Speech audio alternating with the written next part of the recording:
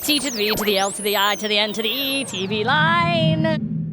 Welcome, Penny Dreadful cast, partial cast. Partial cast. I love your show so much. I'm so excited it's coming back, not just for 8 episodes, but 10. Were you on the edge of your seat waiting for that renewal to come in, or were you pretty confident that that was going to happen? Confidence is a trickle-down sort of effect, and I think that John was so confident that we were coming back from probably, I think, the first day of shooting that we all assumed we were coming back, I think, rightly or wrongly. But no, it's always good to hear that people are responding well to the show. That's the major. Even if it doesn't come back, some great shows have been canceled. You know what I mean? You just want people to really enjoy the show. I was excited to be coming back when I got the news. I was up for it. Yeah, same here. And Josh, at what point did you know that Ethan was a werewolf? Did you know from the get-go? I knew right away, yeah. Okay. Yeah, that was, I think, one of the first things John said to me. Were you looking forward to that reveal?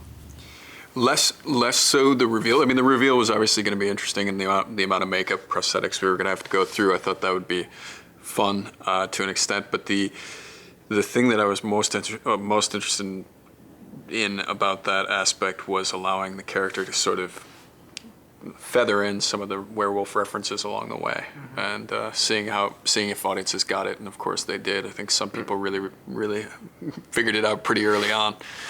Yeah. Do you know whether he's the Ripper too?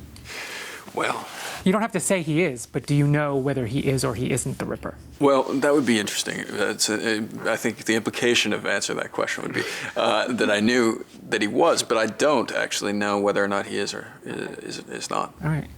And I'm curious, the Ethan-Dorian hookup, what was that about for Ethan? Was it just circumstance, opportunity, too much absinthe? There was an element of hallucination, I think, that they had edited in that made it ambiguous.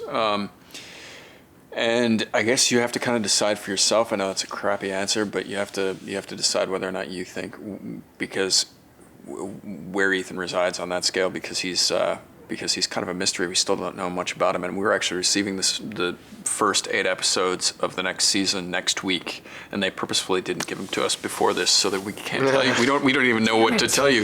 In a certain way, it was about dominance, having to do with seeing the way that Eva's character responded to Dorian, and then that's how it started anyway, with the sort of grab of the neck and all that.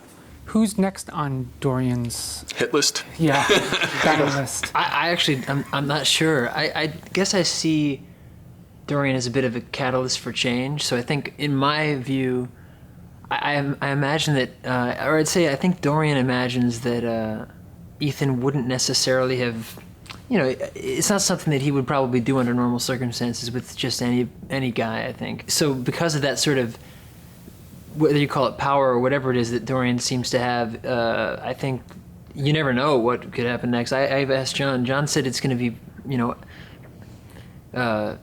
expect some surprises. A bang fest.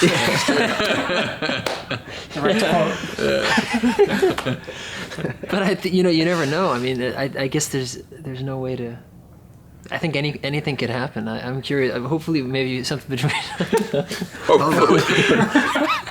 I'm waiting for. I'm holding out for Sir Malcolm. That's my. Big time. With this leopardy waistcoat. Exactly. He'll start with that on, but then at some point, I think the waistcoat will have to come up. Tim will not do nudity. He will not do nudity. No matter who he's in a room with, there's sexual chemistry. It just seems like... With Tim? Oh, I'm sorry. I didn't know you visited.